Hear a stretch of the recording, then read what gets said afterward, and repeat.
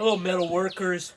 I'm going to spray this gecko that I highlighted in Metal 005 with iridescent paint. So I'm going to plug in my compressor here. Master compressor from Amazon.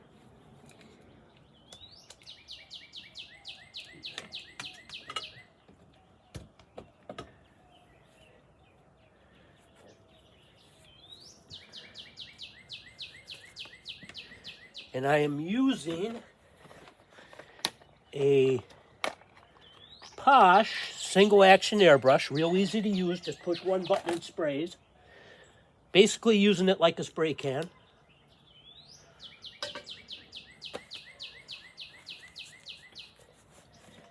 And the paint is put in these little siphon jars like this.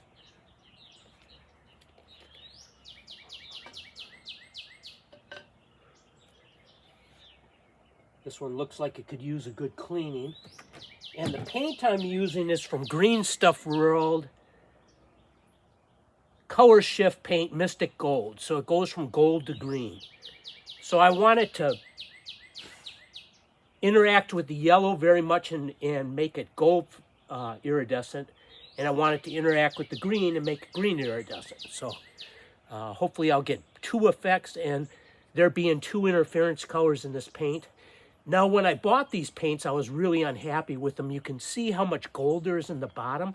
I feel like this paint wasn't stored correctly or whatever, or it wasn't that stable, because I had to throw away about half of them that I bought for 30 bucks.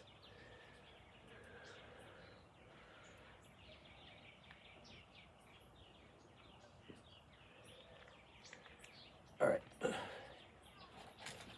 One problem I've seen on YouTube is that people don't understand why the paint doesn't come out.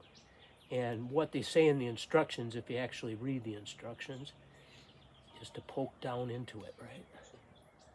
To clear it up. And I think the last time I used this, well, that's weird that it's got all that yellow in it. I think the last time that I used it, I had added some thinner and flow improver to it. So I'm putting about 3/4 full, maybe 20 milliliters of paint in the thing. And then I'm going to add, now normally I would add about a milliliter, about 10 drops of thinner. I think I'm going to try to add about half of that. Now it's hard because this doesn't quite flow like water. I'm going to try to put about 5 drops in there. See, I probably overshot it.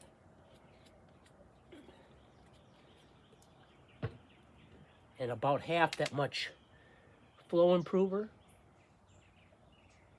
3 drops or so. And then when you swirl it to mix it, you got to hold both the opening, which needs to be open, that hole there, and the little spout to mix it. Okay, I got a little paint on my finger from the hole. And I'm going to turn on my compressor. And this is a press fit. This is really looking kind of strange, this paint. Maybe it's because I left the other stuff in there. And then I'm going to try spraying. Whoops, I didn't open it up any. Try spraying on here. Okay, that's flowing. So then I'm going to start off of it and just kind of sweep over it.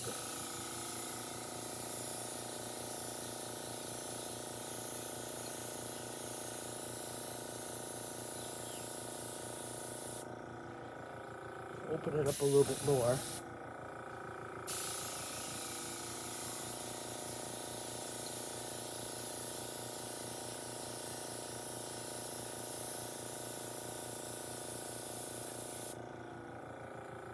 Open it up a little more. Yeah, that actually seems to be spraying now. Stuff is probably too thin.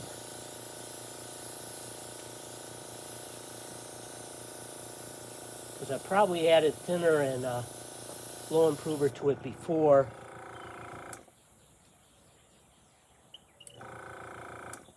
But theoretically, I should be able to add more layers.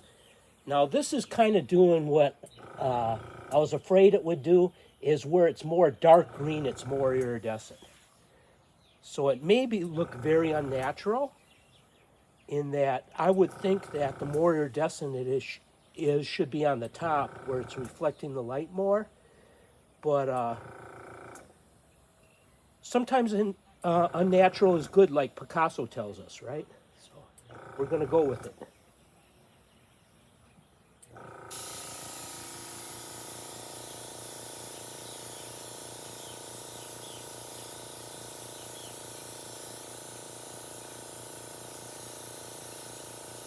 Yeah, I think it's definitely more iridescent where it's more dark green.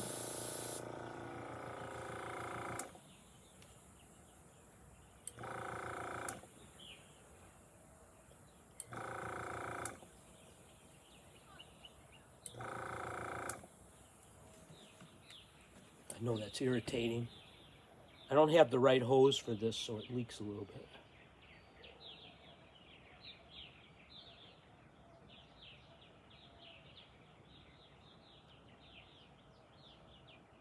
Wish Paasch would have sent me a better hose with this airbrush. It's not that it doesn't fit on the compressor, it's that it doesn't fit on the airbrush.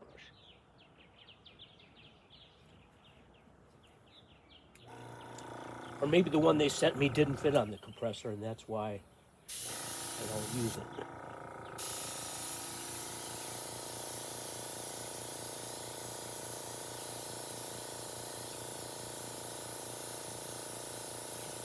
I don't know, I'm kind of liking this.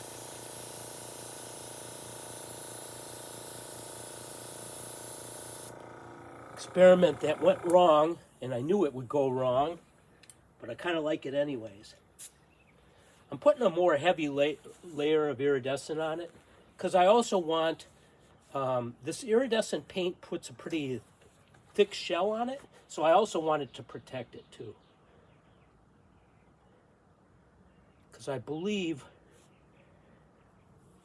the mica particles that create the iridescence,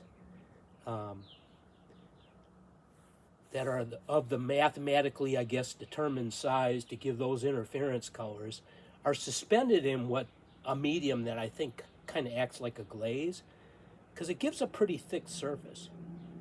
And they tell you not to glaze over the top of this.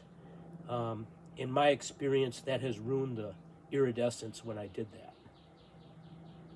Now, I would think maybe a clear glaze would work, but maybe not. Maybe it's just the angle of the light has changed and then it just doesn't really work.